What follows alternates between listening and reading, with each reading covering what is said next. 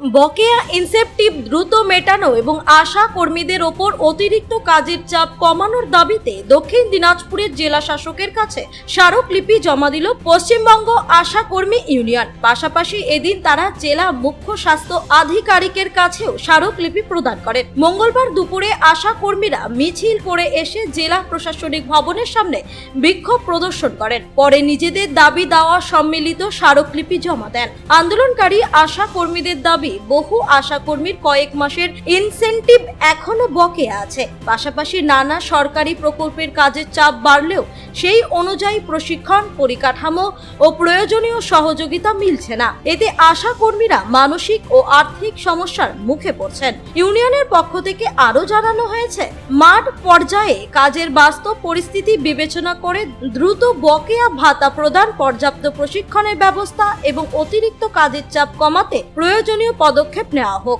দাবিগুলি দ্রুত বিবেচনা করে প্রশাসনের ইতিবাচক পদক্ষেপ নেবে বলে আশাবাদী ইউনিয়নের সদস্যরা।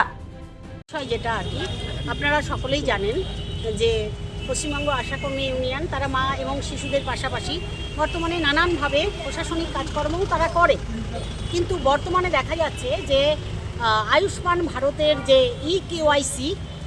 ইকিউআইসি সম্পর্কে এই আশা দিদিরা, আপনারা দিদিদেরকে দেখেই বুঝতে পারছেন, কেউ সফটওয়্যার সম্পর্কে অভিজ্ঞ নয়। আমাদের দাবি যে এই ইকিউআইসিটা অফলাইনের কাজটা আশা দিদিরা করবে। আমরা কাজ করতে চাই না বিষয়টা এরকম নয়, কিন্তু বিষয়টা হচ্ছে এই কাজটা আমাদের আশা দিদিরা করতে পারবেই না, তাহলে তো কাজটাই উঠবে না। তা আমাদের দাবি ইকিউআইসির যে কাজটা, ডাটা এন্ট্রির যে কাজটা, এই কাজটা যারা অপারেটিং ভালো করে করে তাদের দিয়ে করানো হোক। এবং তার সাথে আর একটা দাবি যে অনেক বেকার যুবক তারা কর্মসংস্থান পাচ্ছে না, এটা তাদেরকে দিয়ে করানো হোক।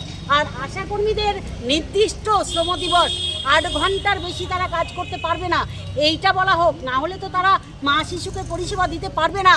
এত প্রশাসনিক কাজ চাপালে আমরা নিরাপত্তাহীনতায় ভুগছি।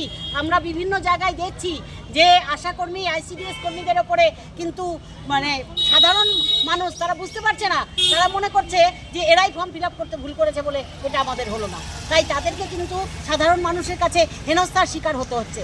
আজকে আমরা তাই ডিএম সাহেবেরও দ্বারস্থ হচ্ছি। আমরা এরপরে সিএমওইচ অফিসেও যাব, সিএমওইচ স্যারের কাছেও আমরা যাব।